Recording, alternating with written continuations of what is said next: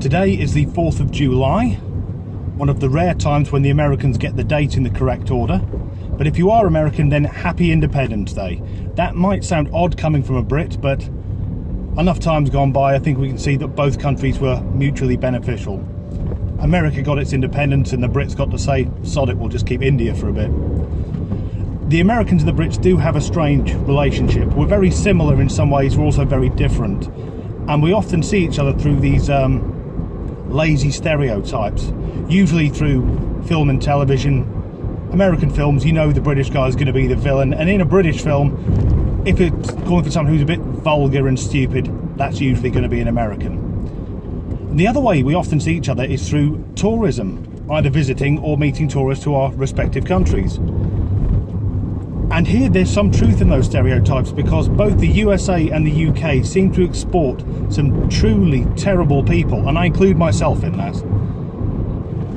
I don't know what it is, but when I've been in the United States, the people there are so kind and welcoming and friendly and helpful that it seems odd that tourists are usually the absolute polar opposite. It's as if in the United States they find all of the vulgar, hideous morons, give them passports and go, hey, just go to Europe for a bit, because I guess that gets them out of the USA, and it also discourages anyone from ever invading, because we think the whole country is full of people like that. I'll give you an example. A few years ago I was at Lincoln Castle, and Lincoln is a city in England, and a castle is one of those big stone buildings that they don't have in America. They have a few castles at the Disney resorts, but they're made of fiberglass, they don't really count. Anyway, at Lincoln Castle is the Magna Carta, and that is a document from 1215 signed by King John, and it was effectively the first ever Bill of Rights. In fact, every civilized society since then will have some influence on it by the Magna Carta, including the American Bill of Rights. And it's kept in the castle in an air-conditioned, climate-controlled room, subdued lighting, and it's very, very quiet, because everyone who walks in is in awe of this incredible piece of history. And I was looking at it, and then this American voice erupted and said, "Hey, it's not in English!" And I waited for my vision to come back and turned around to this large American chap who went, "Hey buddy, that's not in English." And I said, "No, it's in Latin." And he went, "But we're in England." And I could have stopped and tried to explain to him about the history of the English language, but I fear one of us would have died before he understood it. But strangely, the same thing happens to me when I've been to the States. Last year, I was on holiday.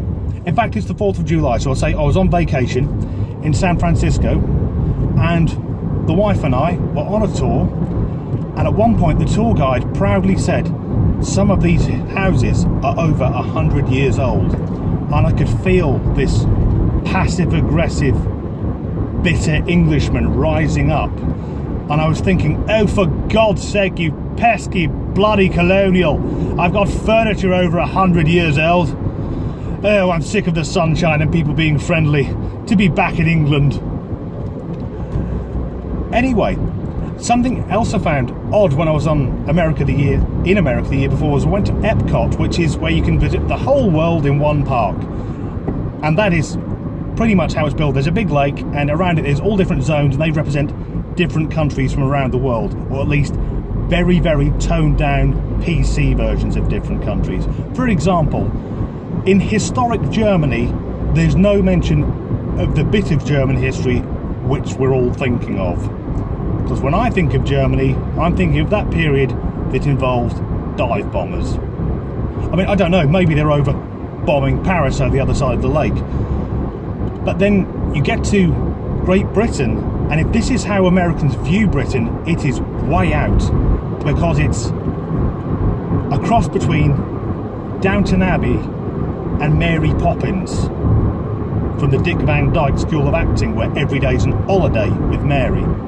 Incidentally, are there any Americans who watched Mary Poppins and thought that's what Londoners sound like? Because although Dick Van Dyke's one of the greatest song and dance men of all time, who the cast him in that role? I've gone off topic a bit there.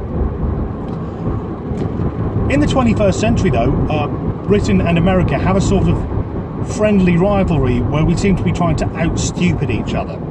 Think about it. Whatever American does, Britain will do something even dafter. America had George W. Bush, so we got Gordon Brown in, the man who'd already bankrupted the economy. And it seems to be going up and up with everything we do. But now, America, thank you, you finally played your trump card and you've won. So there you go. That's a relationship between the USA and the UK. Used to be the worst of enemies, and now we're the best of friends. So I suppose we'll get back to doing what we do best together: bombing the Arabs.